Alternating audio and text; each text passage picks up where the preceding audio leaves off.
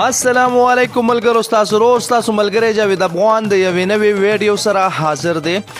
دوستانو مې غوښته چې سباني میچ کوم چې د دې ورلد کپ فائنل میچ دی پاکستان ورسز انګلند، دغه میچ په سبا تر سره کیږي د استرالیا ملبورن ښار کې. که څه هم به دغه باران او که هم په دغه میچ کې د باران امکان ډیر زیات ویل شوی دی. د استرالیا ابو هوا کنډیشن داسې دی چې دغه د بارانونو ډیر زیات دي. تقریبا په دغه میچ کې هم 95% د باران امکان ورکړل شوی دی، خو بیا هم ګورو چې سبا کیږي. کېدای شي سبا پورې الله پاک چې کوم د اسمان شین کې او دغه میچ تر سره شي، او که مطلب باران هم وشي نو د آی سی سی چې کومه پریکړه ده تقریبا 3 غنټو پورې به دغه میچ مطلب ځنډیږي. کېدای شي 3 غنټو بعد یا 4 غنټې بعد دغه میچ وشي، خو کېدای شي دغه فائنل میچ مکمل تر سره شي. او که داسې هم ونشي نو بیا به دا حساب کیږي چې دواړه ټیمونه به دغه کپ په شریکه ورکوي، دغه انعامات به په شریکه ورکوي او به دواړه به وینر اعلانیږي. نو پاکستان که هم ډیر سټرګل سره ډیر یو داسې گیمونو سره مخکې رالو چې مطلب اوله کې بعد د پاکستان چې کمپینز او هغې به ویل چې یاره دا سره روان دي، مطلب زیمبابوې غوندې ټیم د پاکستان غوندې غټ ټیم والو.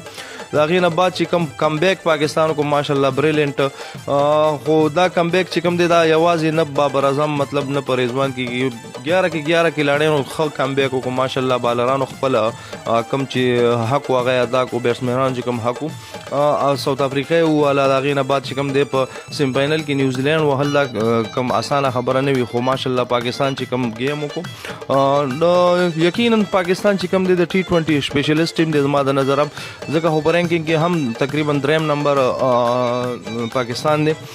نو ډیر بریلینټ گیم وکړو، ډیر ښایسته گیمونه پاکستان وکړه په اخره کې. نو دغه نتیجه وه چې پاکستان فائنل ته ورسېدو او د انډیا غوندې مطلب استرالیا غوندې غټ ټیمونه دغه ټورنمنټ بهر شو، د نیوزیلینډ غوندې ساوث افریقا غوندې.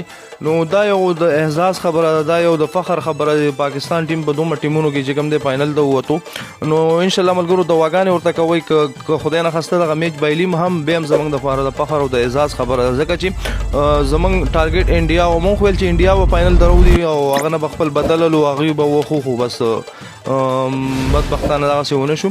دوستانو مې غوښته چې په دغه میچ باندې یو شارټ شاندې ویډیو شارټ شاند پیغام او بس هر چېرته چې یاستئ ښاد او آباد اوسئ. زموږ پیج در سره هم لایک کړئ، زموږ یوټیوب چینل جاوید افغان آفیشل هم در سره وزټ کړئ.